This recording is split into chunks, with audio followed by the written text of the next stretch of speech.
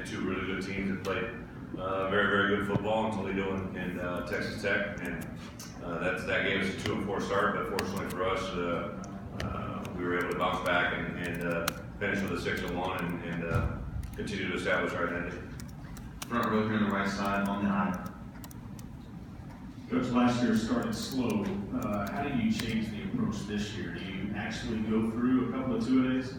Yeah, last year we gained some notoriety for saying that we didn't do two-a-days, but we actually did two-a-days in a way with the kicking game in the evening. But I think the part that has a big effect on anything is how you react to the game that you're involved in. Last year, our opener, we played really well, did some really good things.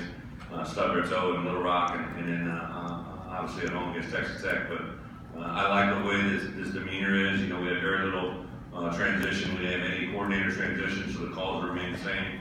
Players have been hearing now for 2 sets of spring and summers and falls. They will. I like the urgency that they have right now. We're probably going to do some things in fall camp to talk about sustaining 4 quarters early in the year. We know at the end of the year we can outwork people and do some things, but we need to have that bravado in the first year, in the first part of the season as well. The case in point, look at A&M in those 2 games, back-to-back years in overtime that really you were in control of and let it get out of our hands. So the kids really learn well, and I think will this year as well. Left side, second row.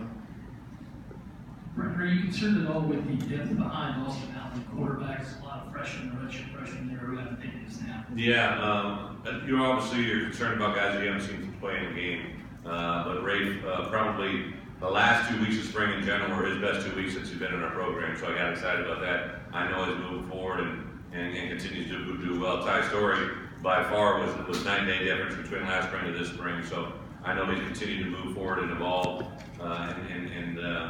I think both Rafe and Ty are extremely motivated from within to be great.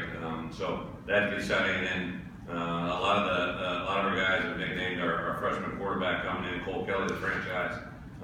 He's 6'7", 265. He says he's staying under it, but he was a little thick the other day.